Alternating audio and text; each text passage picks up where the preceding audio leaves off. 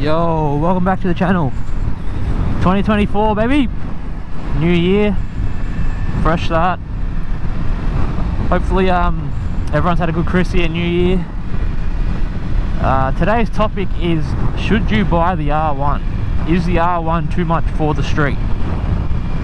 Before we kind of get into the topic, I'm just going to quickly fill up. What else? I've got to quickly fill up, and then we'll make our way over to where we're just gonna probably ride the normal road we normally ride, and I'll just chat about, is this bike too much for the street? Should you buy it? And yeah, so hopefully you enjoy the video. Sit back and enjoy the video. Before that though, I'm gonna quickly, I got a new gimbal, so I'm gonna test out, I'm gonna try to do like a cinematic B-roll quick edit. So we'll run that first, then we'll chat about everything. So this might be, oh no, we're good. So that's in 3, 2, 1. No time to be stressing, time is the essence. No time to be stressing, time is the essence. No time to be stressing, time is the essence. No time to be stressing, time is the. Alright, so you're looking at buying an R1, you don't know if it's for you or not. Hopefully this video can help you out a little bit, and just I'll give you my thoughts. I've put about 4,000 kilometers on the R1 now, and yeah, this is just why I purchased the R1. Is, well, the two biggest points were the looks and the sound. I reckon the R1 and the caddies, the new BMWs are nice as well, but there's just something about the R1, the aggressive look, the sound, and just like the power delivery. Like it on the R1, the power delivery is good. So yeah, I reckon you have to like the look of the bike. I reckon if you're buying a bike, you either have to like the look of it or the sound. So that's the main reason. They're the two most important things when I look at buying a bike. Is, am I going to like the sound of it? Do I like the look of it? Am I going to get bored of it after 3 months? Or am I going to be able to keep it for years and just enjoy every single time I get on the bike? And that's where a lot of people say, yeah, but the R1's way too much for the street. Which is like yes and no. Like, the way all modern sport bikes are now is they've all got that much electronics, like assistance, where like you've got different power deliveries. Like you got A, B, C and D mode, then you got 1, 2 and 3 I think power. So you can really tailor this bike to how you want to ride. Like if you don't want it to be on A mode with the aggressive throttle, put it in C mode, put it in D mode. You can ride it around in that, like it's fine. So when people say it's too much for the street, it's like, yes, like it's 200 horsepower, but I would much rather have too much power than not enough power. Buy a bike and then in 3 months time go, oh, I want something with more power. I would rather buy the bike with more power and be done with it. And again, it depends what you're doing. Are you riding around town? Are you riding on the highway? Are you just going out on a Sunday to have like a fun with your mates in the twisty roads? That's what I kind of bought it for. Is like I only really ride on the weekends, and we just ride like our local twisty roads. That's like the main reason I bought the bike. So it all depends on what you're doing with the bike. That's really the main thing. Like if like this does get hot, this bike does get really hot if you're stopping and starting a lot. The fans come on, the bike's in like 115 degrees. So like around town it's not ideal, but if you need to, you can definitely do it. You can definitely ride around town. Like there's no hassle, besides your legs will probably get a bit hot. the other thing is like, well, let's have a look. Electronics.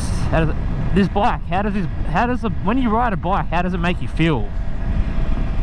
Like, you jump on this thing and you feel like a MotoGP rider. Obviously you're not, and I'm never going to be able to push this bike to its limits, but it just gives you that feel. Like, everyone, like, you pull up to the lights and everyone's looking at the bike. If you've got an exhaust on it, everyone can hear it, and it turns people's heads. So like, it's the way the bike makes you feel, like being on like a sports bike.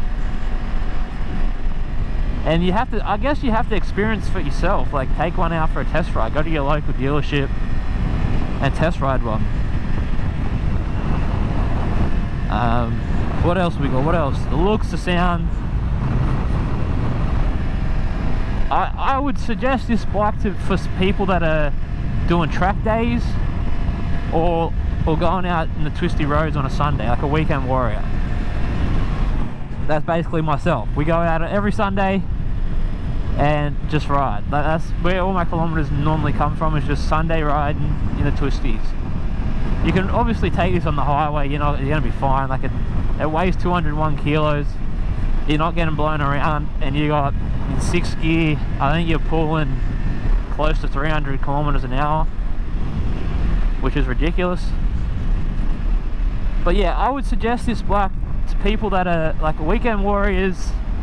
I guess if you're doing highway riding would be fine, and track days, I guess. Like, I've never taken it to the track. I'd love to. I knew that car was going to pull out. You can always tell. A good little tip is, if the car's wheels are moving, don't look at the person, always look at the wheels. If the wheels keep moving, they're pulling out. But like, this thing is just, it's so fast. And the sound this thing makes is like the main reason. The big sound and the looks. I just like always staring at the bike. But I wouldn't be, if you've been riding for a little bit, I wouldn't be intimidated by a 200 horsepower bike. Like I said, they've made them now where you can put them in different modes. You got more electronics on this than what you would on like an R6. They're like the 600 clusters. Like, you got lift control, slide control, traction control, engine braking. Like, you can set this up to how you ride, and you can make it as twitchy as you want. The throttle, I mean, like how responsive the throttle is, you can customize this how you ride, and that's like the real like big thing. When I jumped on this, because I come off an MT-07, went from an MT-07, MT-09 to this. When I jumped on it, I thought I was going to be more scared to test ride it, like, because I haven't been riding for that long. So I was like, this is going to be quite, I was nervous because I didn't want to drop it. But once I got on and it took off, I was like, oh, this just kind of feels like the MT-09, just a lot more power. But like the throttle response was similar, and it just felt comfortable. Like, I wasn't too scared. It just felt right. Like, I felt like I was made for an R1. And that's like that was like the biggest thing. Like, I test rode the BMW, test rode the R1, and once I got on the R1, I was like, yeah, the R1 is for me over the BMW.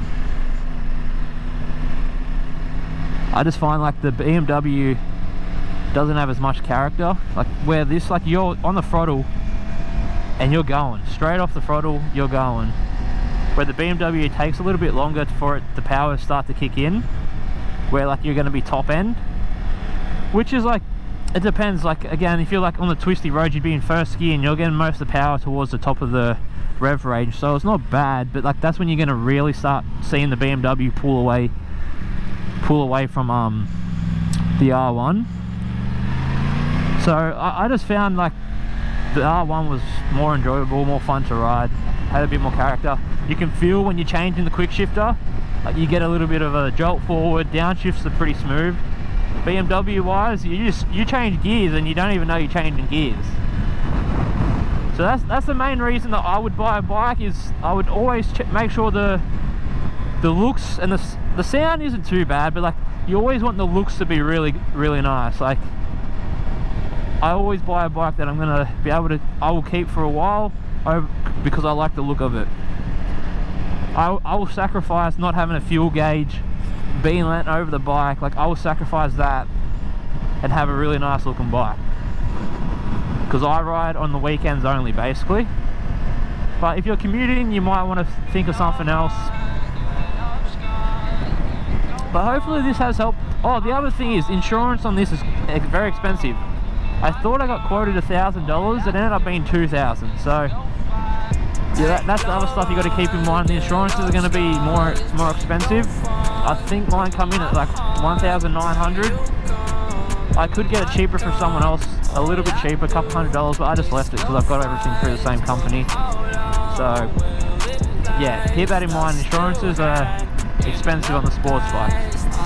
But hopefully this has helped, and hopefully you've got a little bit of information out of this video, and yeah, if you made it this far in the video, comment your goals for 2024, and I will see you all on the next one. Peace. Hey, out of my pain.